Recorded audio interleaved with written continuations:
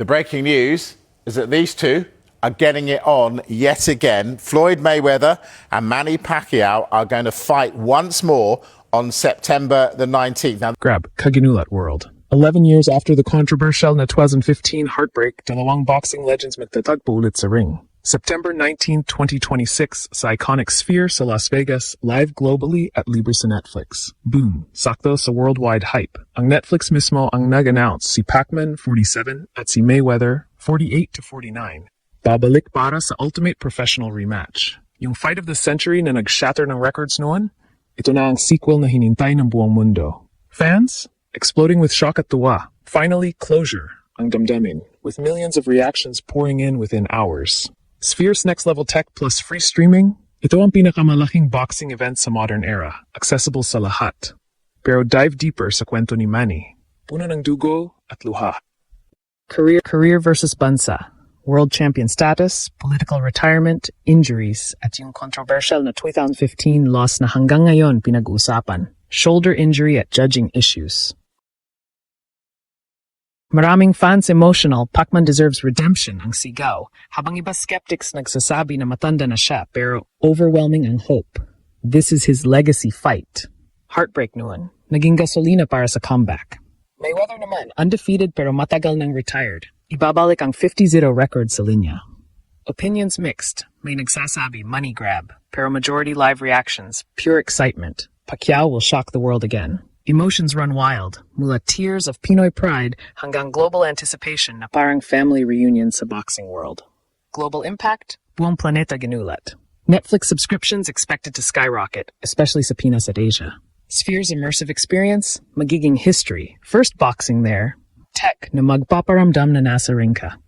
Social media, full of thrill, accessibility, pride in two icons giving fans what they deserve, at opinions hailing it as biggest comeback.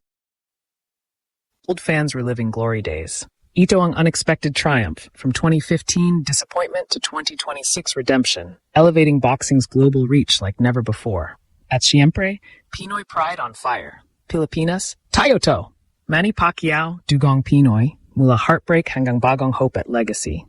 Grand Slam level dreams sa boxing, rallying the entire nation to believe again. From loss to eternal glory, proving na kaya nating bumangon at manalo. The fans have waited long enough. They deserve this rematch, sabi ni Pacman mismo. Ano kaya ang mangyayari sa September 19? Abangan, Pacquiao revenge era exploding. Pumutok na ang emosyon sa May Pacto saga. Fans worldwide hooked sa chapter na nagpapalakas ng legacy ni Manny post-announcement. Sphere's lights, immersive sound, at Netflix global stream, pure goosebumps ang feeling. Pacman embodies the ultimate comeback. Giving millions free access, boom, viral na agad ang hype. Lumalala ang tunggalian, pagbabalanse ng edad, nakaraang pagre-retiro at inaasahan ng bansa.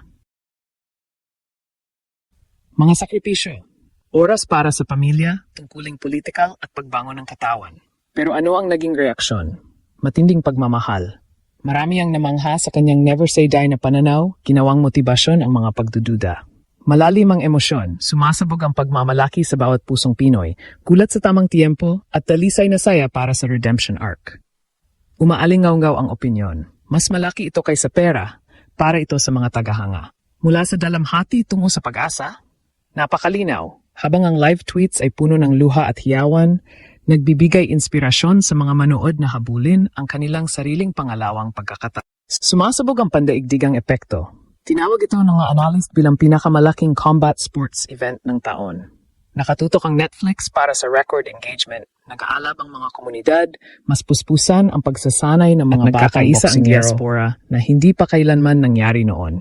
Bumubuhos ang reaksyon, kilig sa teknolohikal na palabas, paghanga sa panganib na tinanggap ng dalawang alamat, at mga opinyong pumupuri rito bilang isang full circle moment para sa boxing. Ito ang tunay na tagumpay, pagangat ng representasyong Pinoy, pagliha ng mga alaalang lampas sa henerasyon, at paghimok sa lahat na maniwala sa mga comeback na tila imposible. Sumasabog ang Pinoy pride na mas malakas kaysa dati. Mula sa sigawan sa barangay hanggang sa pandaigdigang entablado, ginawang pandaigdigang pag-asa ni Manny ang dalamhati ng isang bansa. Mga layunin sa boxing na parang WTA, pinag-isa tayong lahat upang mangarap ng mas malaki kaysa dati. Mula sa luha hanggang sa hiyawan, pinatunayan ni Pacquiao na ang dugong Pinoy ay hindi sumusuko. Ano kaya ang mangyayari sa Sphere? Setyembre 19, titigil ang mundo at magsisimula ang panibagong kabanata ng pamana ni Pacquiao. Abangan na, malapit na ang Setyembre 19 at napakatindi ng tensyon. Matapos ang mga taon ng paghihintay, dalamhati at mainit na debate, sa wakas ay muling aakyat sa ring sina Pacman at Mayweather para sa sukdulang rematch at nakatutok ang buong mundo. Ang dome ng Sphere? Napaka-futuristic, may ilaw, immersive na tunog at teknolohiyang nagpaparamdam sa bawat tagahanga na parang nasa gitna sila ng aksyon. Ang streaming sa Netflix? Libre para sa milyon-milyon, kaya walang dahilan para hindi maging bahagi ng kasaysayan. Social media, walang tigil sa pag-trending. Sumisabog ang mga hashtag, umaapaw ang memes, reaksyon at live commentary mula sa bawat sulok ng mundo. Pero tutok tayo sa kwento ni Manny Pacquiao. Mula sa pagre-retiro sa politika hanggang sa matinding pagsasanay, mula sa sakripisyo para sa pamilya hanggang sa matinding conditioning, tinatahak ni Pacman ang landas na puno ng pagsubok. Edad, 47. Mga injury, hindi mabilang.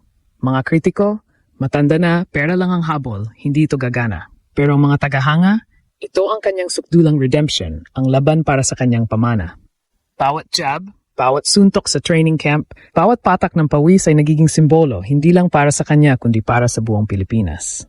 Ang dalamhati noong 2015, naging gasolina ito, ginawang walang kapantay na motibasyon ang mga pagdududa at kontrobersya.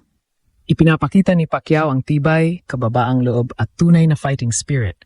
Pinatutunayang ang dugong Pinoy ay hindi sumusuko. Samantala, si Floyd Mayweather Jr. ang perpektong katapat, walang talo, kalkulado at isang alamat sa kanyang sariling karapatan. May record na 50 dunero, matagal ng retirado, ngunit handa ring patunayan sa mundo na ang edad ay numero lamang. Maaring sabihin ng mga skeptiko na money grab lang ito, pero ramdam ng bawat tagahanga, bago man o matagal na, ang tensyon at respeto. Dalawang icon na isinasapanganib ang lahat sa harap ng milyon-milyong manonood, lumilikha ng palabas na walang katulad. Emosyon, sumasabog. Pinoy pride nasa rurok, pandaigdigang pananabik patuloy na tumataas at ang buong mundo ng boxing abala sa espekulasyon. Sino ang magwawagi sa high-stakes na sequel na ito? Pandaigdigang epekto. Napakalaki. Inaasahang sasabog ang subscription sa Netflix, maengganyo ang mga batang mandirigma at muling mararanasan ng mga veteranong tagahanga ang kanilang mga ginintuang alaala. Ang immersive experience ng Sphere? Makasaysayan. Unang boxing event doon, may teknolohiyang magpaparamdam na parang nasa loob ka mismo ng ring. Umaalingaw-ngaw ang mga opinyon. Ito ang laban na magliligtas sa boxing, full circle moment, at ang sukdulang comeback story.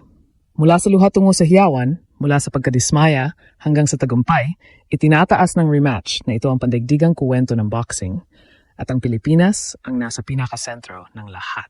Pinoy pride ang sentro ng kwento.